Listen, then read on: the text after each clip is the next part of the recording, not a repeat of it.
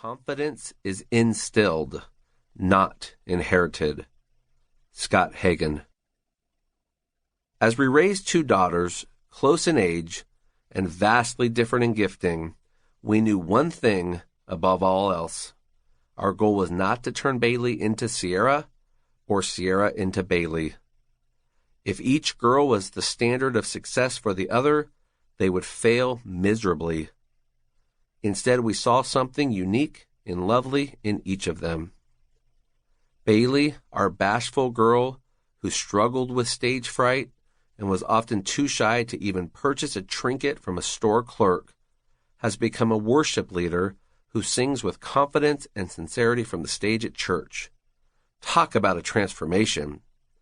It took some time, self-discovery, and trial and error, but Bailey eventually experienced an amazing collision of talent and passion that mitigated her weaknesses and propelled her forward into her strengths. We'll look at how transformation happens not by focusing on weaknesses, but by focusing on strengths and areas of interest. We'll see how a person who knows their purpose, grows their potential, and sows to serve others will set off a ripple of influence for the rest of their life. Raising world changers. God didn't craft only a few world changers. He destined each of us and each of our children to positively impact our spheres of influence, the scale of which is irrelevant. We must be the loudest voice in our children's lives, reminding them that they were crafted in detail by God for greatness. Each of us carries influence somewhere, in the home, in the marketplace, in the schoolyard, or with our best friend or significant other. To live is to influence others. Sometimes in the parenting journey, we are focused simply on our child's survival, not their positive impact on the world. But we believe each of our children is a little light, a display of God's good nature to the world around them. Let's be sure our expectations for our children aren't merely for them to survive, but to thrive as little world changers, bringing light and hope to the people around them. Renowned strengths expert Brent O'Bannon sees people this way. I've always believed every human being has their own code for success, their own combination of potential. This combination is not something you search for outside yourself. It's already inside of you, and it's your responsibility to access your potential. Bailey is a stunning example of a girl who lights up the lives of people around her because she follows God's calling with her talent, passion, and faith. This unfolded through a series of decisions during Bailey's adolescent years. We saw her love for theater on the stage, despite the stage fright, and behind the scenes.